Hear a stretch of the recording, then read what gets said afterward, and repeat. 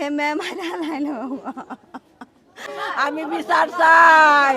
কিশোরগঞ্জ জেলার ভৈরব উপজেলার একটি বাজারের নামকরণ নিয়ে আকবরনগর এবং মিরারচর দুই গ্রামবাসীর মধ্যে তুমুল সংঘর্ষ হয়েছে। এতে প্রায় 3 জন নিহত হয়েছে। 3 জনই হচ্ছে মিরারচরের গ্রামের। তো সেটারই বিস্তারিত জানাবো আমি রিজন আহমেদ মোস্তফা। আমার ভাই জীবুতের কেউ ভাইব গো আপনারা কি আমার ভাইরে আন্না দি তার বাইন গো ও ও একবার নাগরের মাঝে গো মাইরা ভালাইছে গো আমার তো কোনো কাজা নাই গো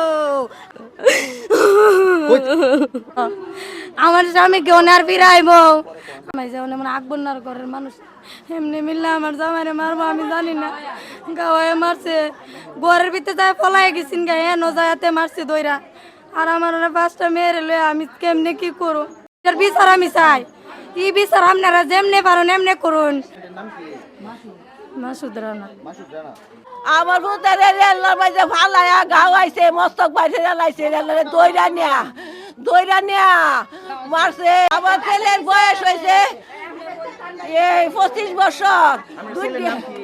হিরণ হ্যাঁ হিরণ মারছে একবার নগরের মারছে রেল লাইন।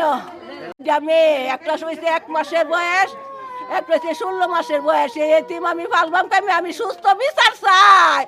আমি সরকারের দ্বারা সুস্থ বিচার চাই। আমার ভূতের কোনো অন্যায় না। নাম কি? আমার ছোট ভাই নাম হিরণ।